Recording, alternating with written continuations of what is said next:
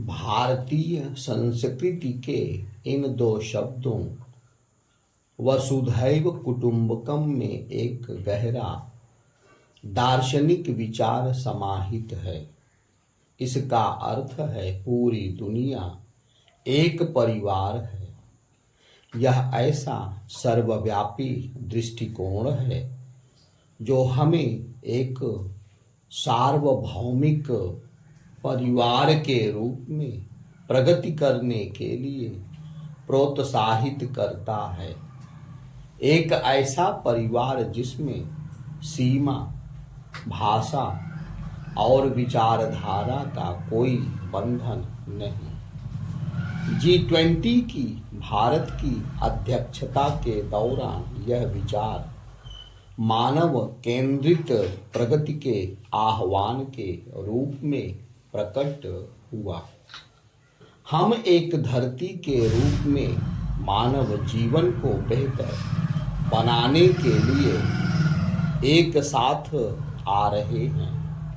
हम एक परिवार के रूप में विकास के लिए एक दूसरे के सहयोगी बन रहे और समान एवं उज्जवल भविष्य के लिए एक साथ आगे बढ़ रहे हैं। कोविड महामारी के बाद की विश्व व्यवस्था पहले से बहुत अलग है। कई अन्य बातों के अलावा 3 महत्वपूर्ण परिवर्तन हुए हैं। पहला, इसका एहसास बढ़ रहा है कि दुनिया के जीडीपी केंद्रित दृष्टिकोण से हटकर मानव केंद्रित दृष्टिकोण की ओर बढ़ने की आवश्यकता है।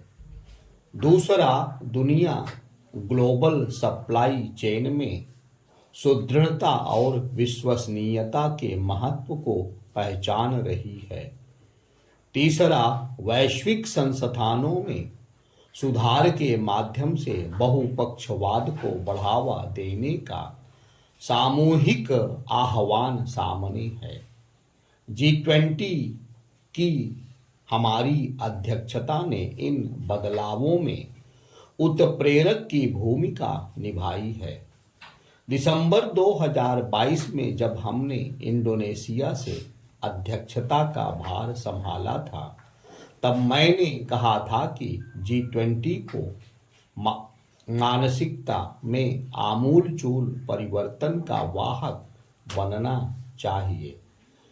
विकासशील ग्लोबल साउथ और अफ्रीकी देशों की हाशिए पर पड़ी आकांक्षाओं को मुख्यधारा में लाने के लिए इसकी विशेष आवश्यकता है।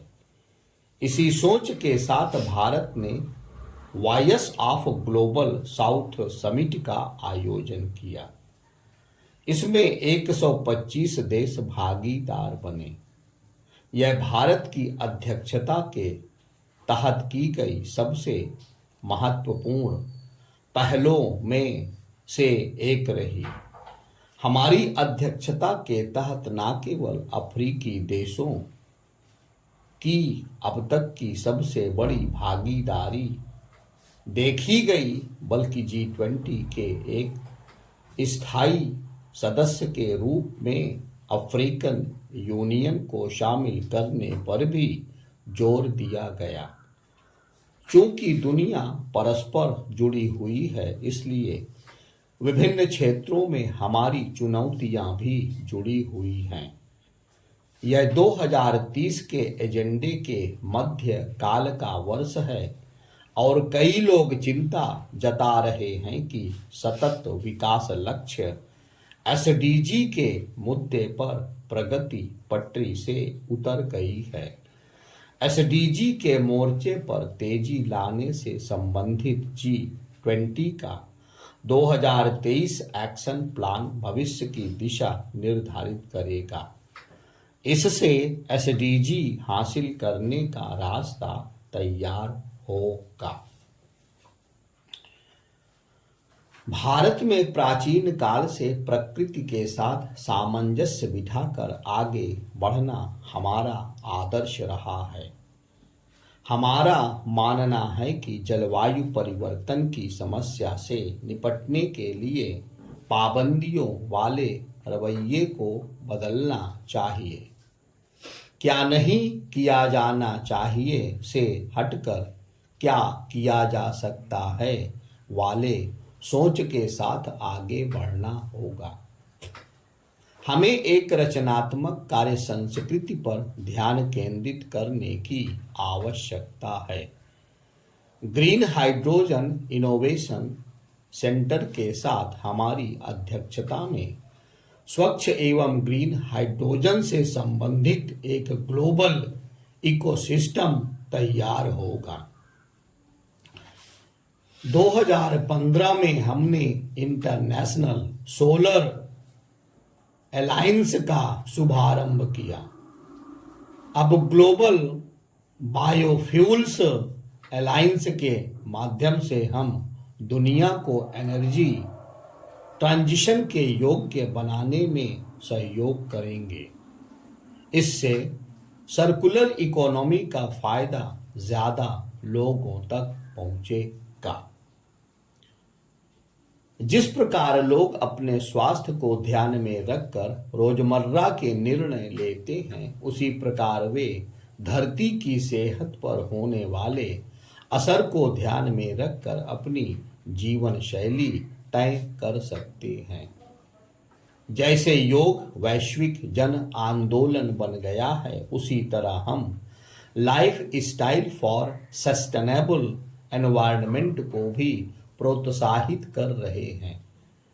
जलवायु परिवर्तन के कारण खाद्य और पोषण सुरक्षा सुनिश्चित करना एक बड़ी चुनौती होगी।